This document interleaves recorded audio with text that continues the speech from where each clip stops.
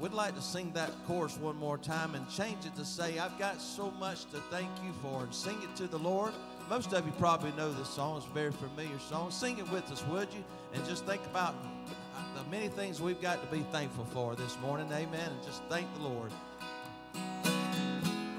I've got so much to thank you for. I've got so much to praise you for. You see, you've been so good to me. And when I think of what you've done and where you have brought me from, I've got so much to thank. Would y'all help us sing that chorus one more time? Amen. Yes, I've got so much to thank you for. I've got so much to praise you for. You see, you've been so good to me.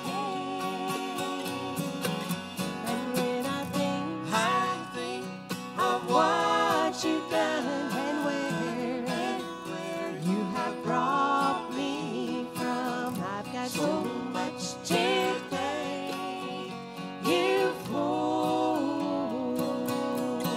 Yes, I've got so much to thank you for. Thank you for.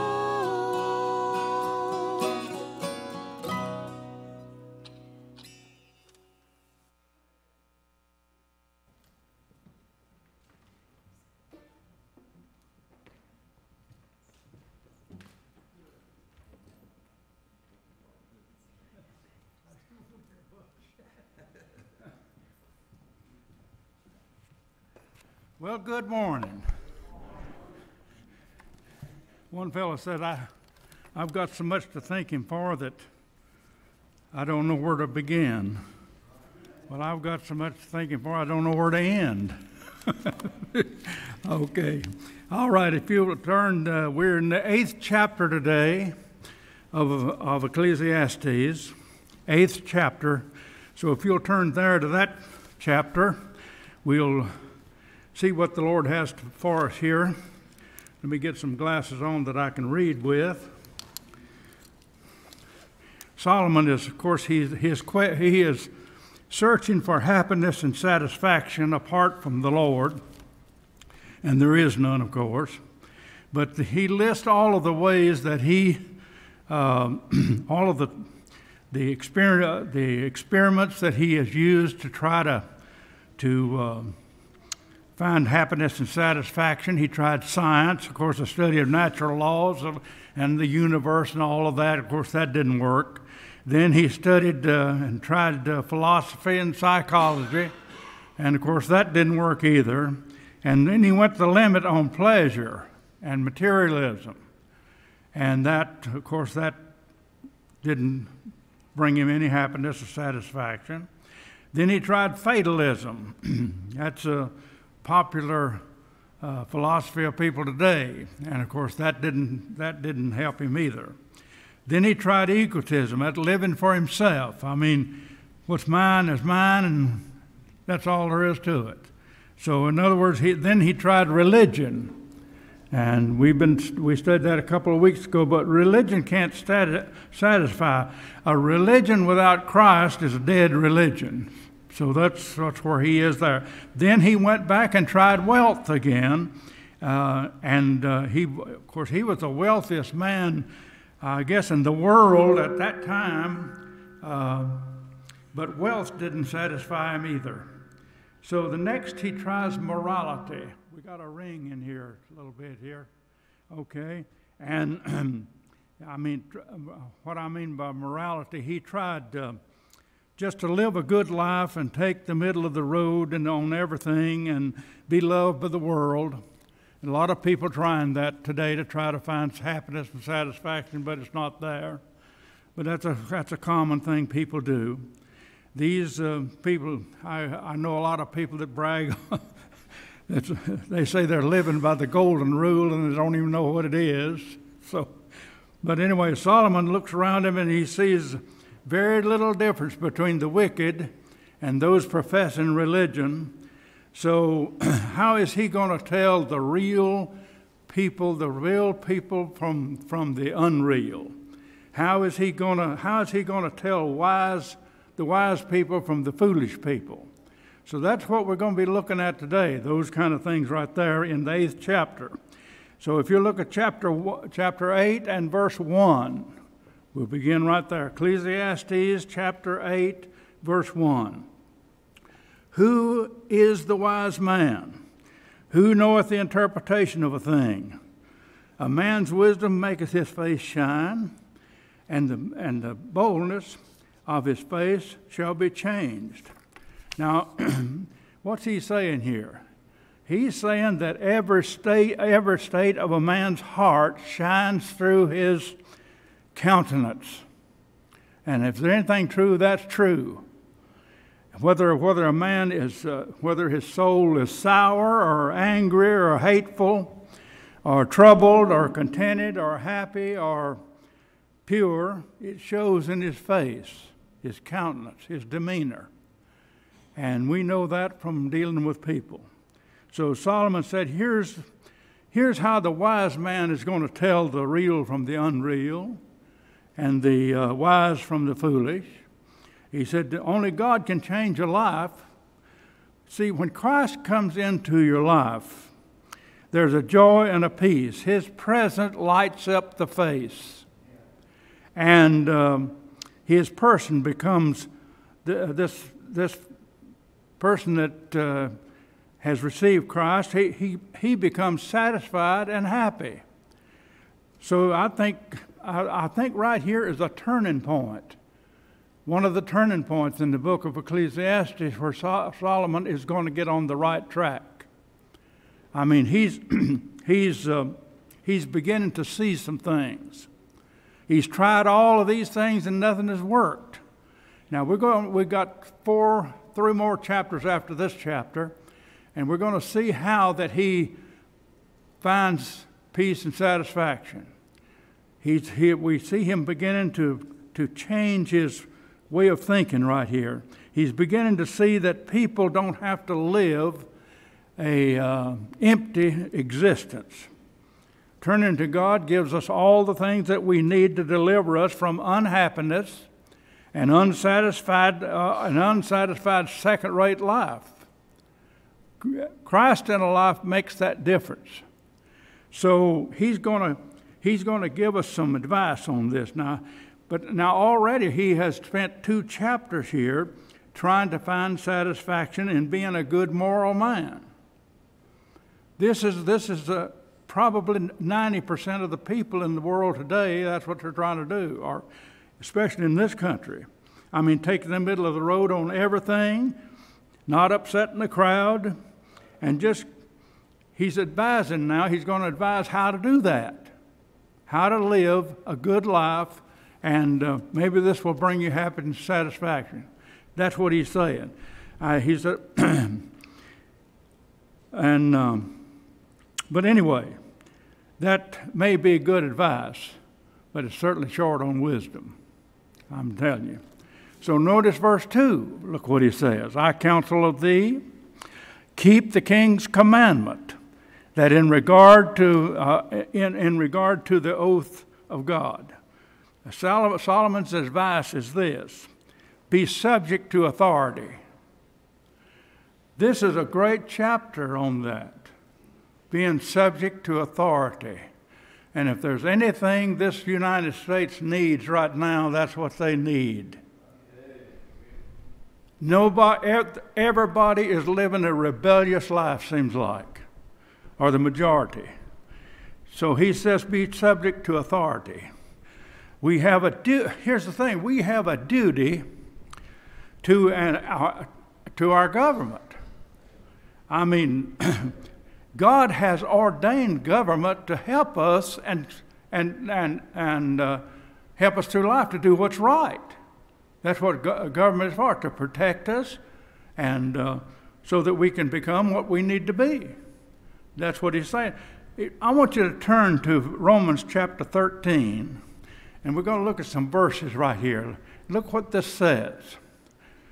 Chapter 13 of Romans, look at verse 1. Romans 13:1.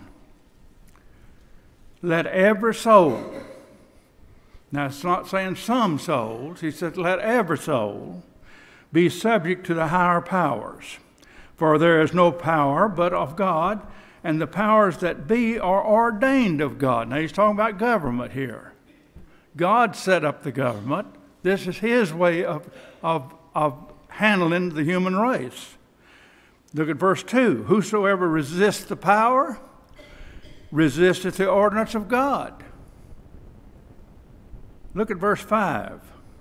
Wherefore ye needs to be subject not only for wrath, but also for conscience sake. Render therefore all their dues, tribute to whom tribute is due, custom to whom custom, fear to whom fear, and honor to whom honor. That is perfectly clear to me, and I'm sure it is clear to you, that we need to obey our government. You just think about those people that's griping about, and all these marches that are going on today. Don't ever think that's of God. That's certainly that stuff right there is straight from the devil out of hell right there.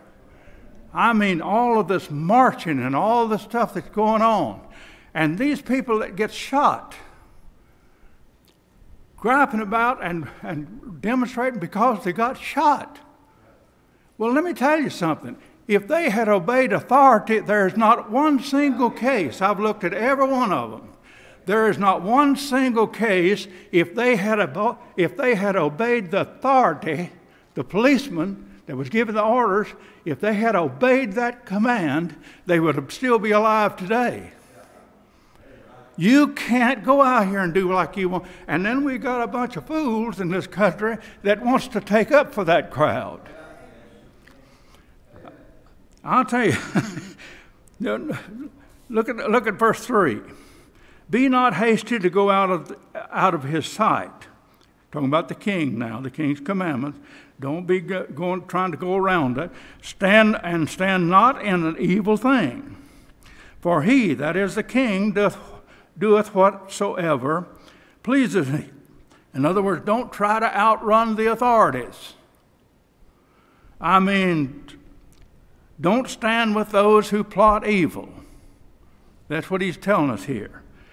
He says, why? Because the king will punish you. Truer words were never spoken. Now, he's giving advice to the moral man. And I think the moral man needs to listen to this. So, in other words, now look at verse 4. Where the word of the Lord or the king is, there is power. Who may say unto him, why doest thou? Whoso keepeth the commandment shall feel no evil thing. A wise man's heart discerneth both time and judgment. Now, what's he saying here? He's saying, look at verse 6, it'll tell you. Because to every purpose there is a time and judgment, therefore the misery of man is great upon him. In other words, what he's telling us in these verses, obey the king's authority and those under him that is enforcing, that has the right to enforce authority. He's saying that don't question the law, obey it. Boy, don't we need that. That's something that needs to be pressed in this country. Don't question the law, obey the law. And if you do, he says you will feel no evil thing. In other words, the king's not going to punish you if you obey the authority. A wise man knows that for every matter, there is a time and a judgment, although it weighs upon him heavily, it says in that verse. But sure way, So the sure way for the good moral man is to stay out of trouble. That's what Solomon is saying here. And that's good advice to the moral man. Stay out of trouble.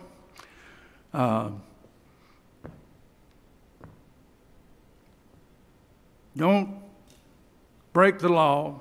Obey it. And you'll be accepted by society as a good man. That's what he's saying. And there's nothing wrong with that. But that has nothing to do with finding peace and satisfaction in your soul. But he's giving advice, and it's good advice for the citizen of the country. And it's hard for people to understand that the good moral man is just as lost as the utmost sinner. So in other words, now look at verse 7. For he that knoweth not which shall be, for who can tell him when it shall be? Here's a standard answer that the moral person wants to give you when you're talking to him about religious things. And he'll say stuff like that. Well, since no man knows the future and no man can tell what's to come, then I'm just going to have to do the best I can. That's what people think about. He's going down the middle of the road now, straight to judgment, and doesn't have the sense to stop. That's what he's saying. That's what that's showing us here. Okay, look at verse 8. There is no man that hath power over the Spirit to retain the Spirit.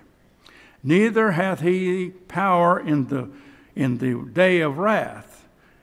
There is no discharge in this war. Neither shall wickedness deliver those that are given to it. And what an absolute truth that is.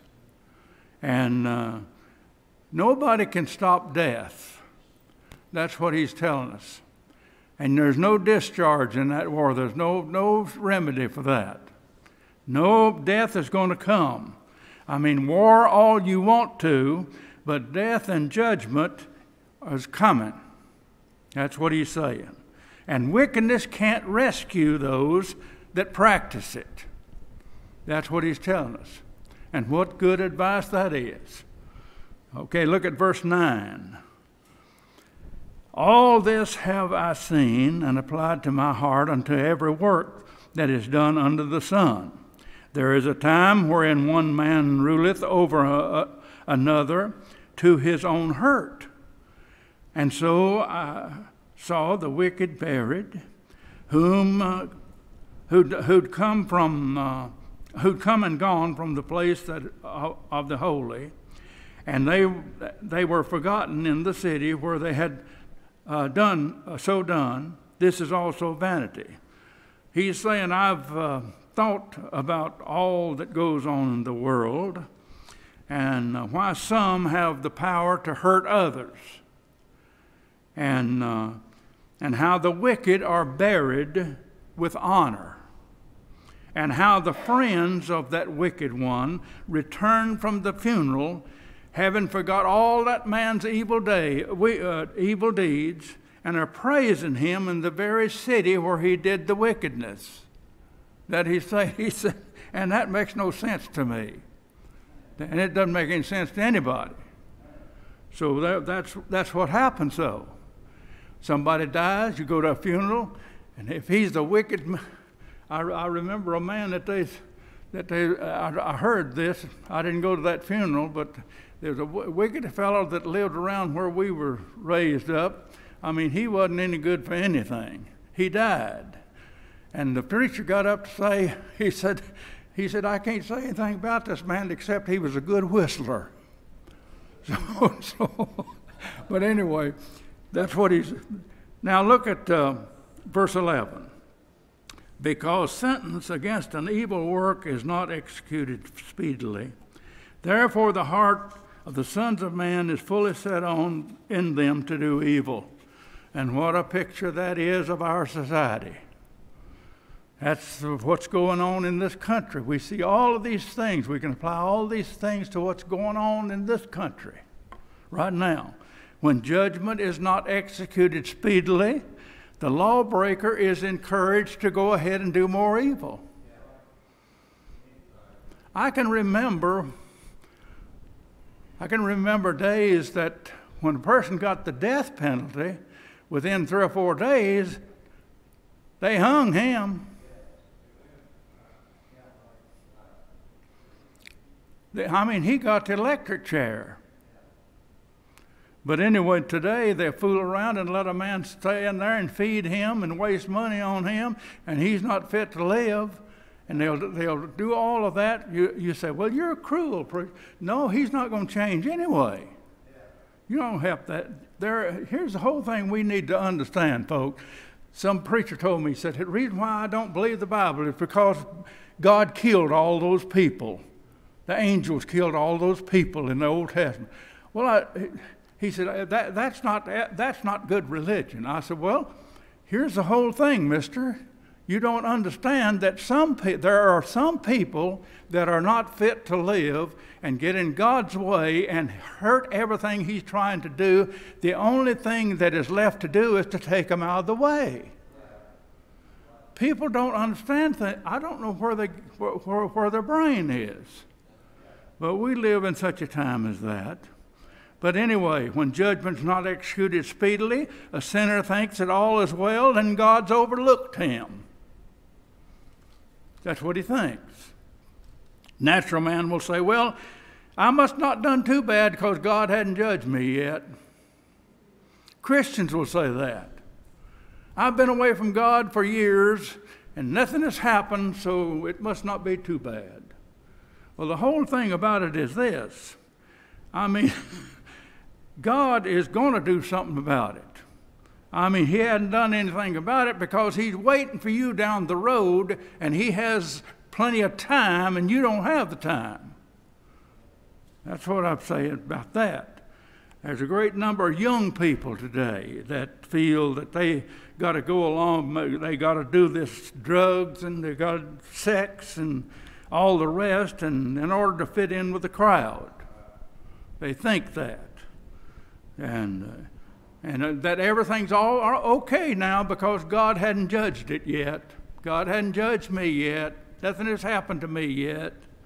Well, God doesn't have to intervene because, think about this, God can wait and let sin punish you.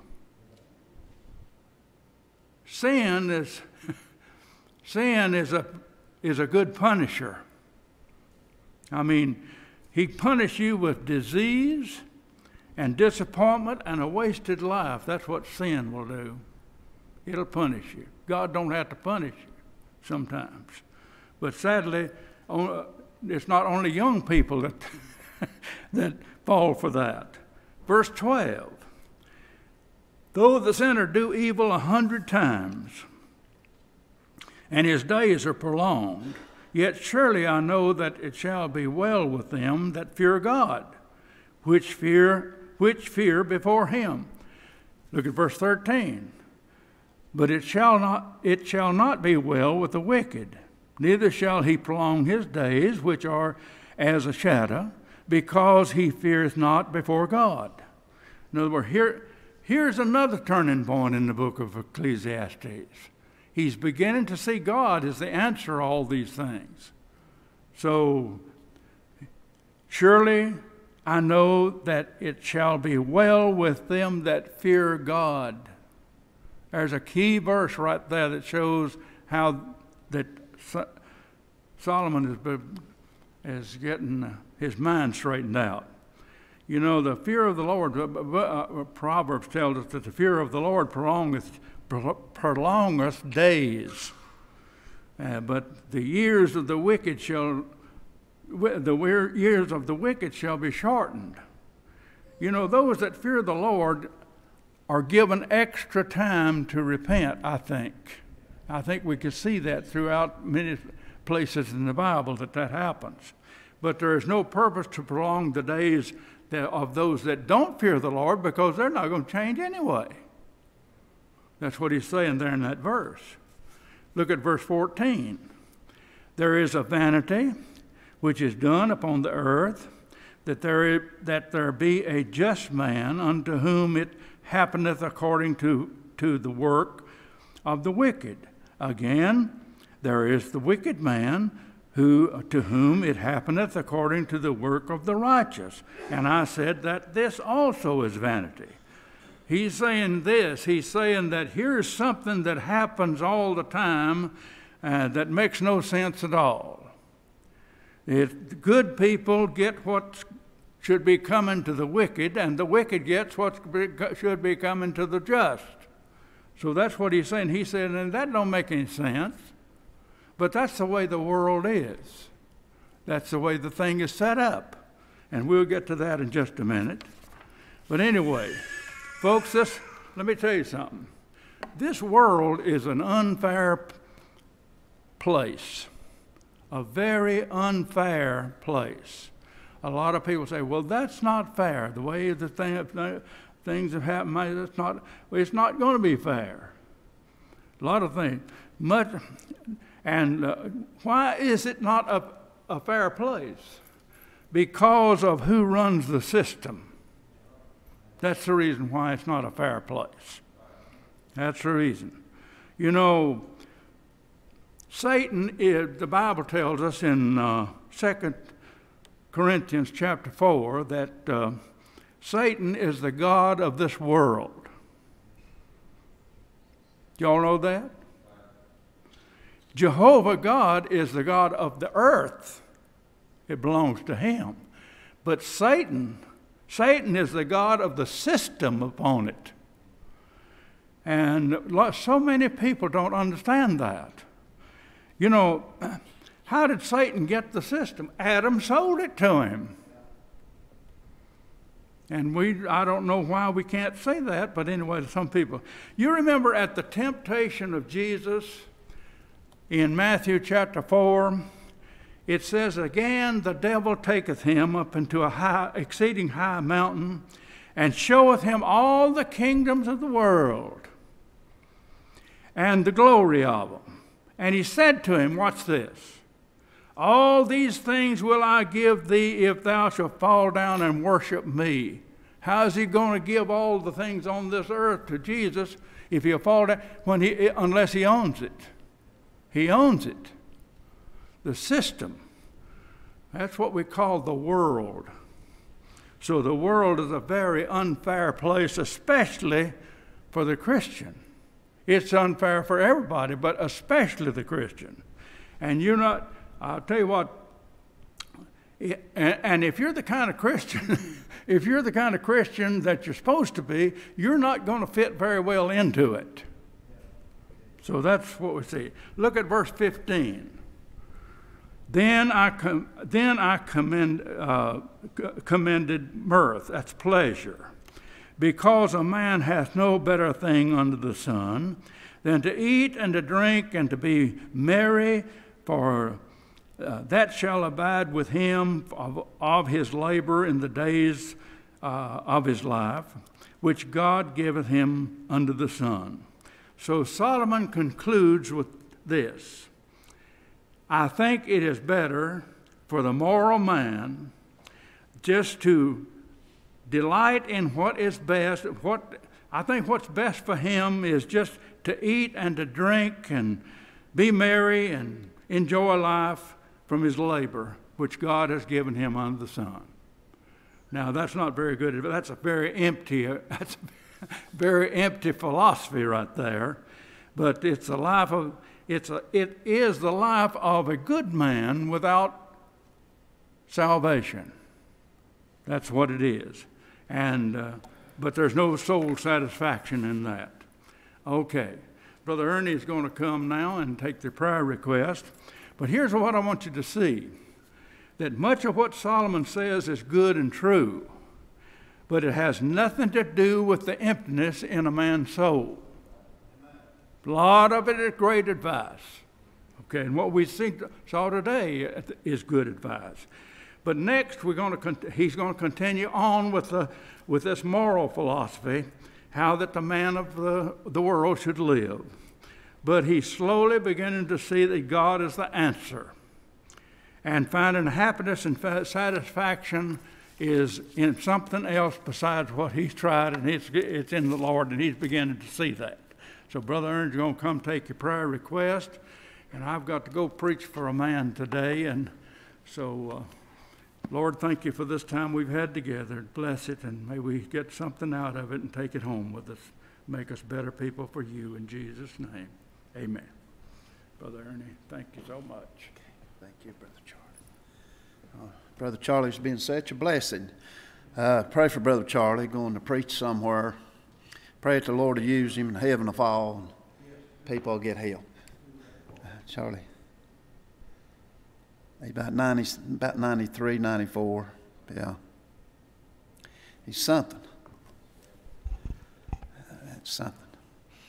He's been a blessing to so many people. So many thousands saved under his ministry. It's unbelievable.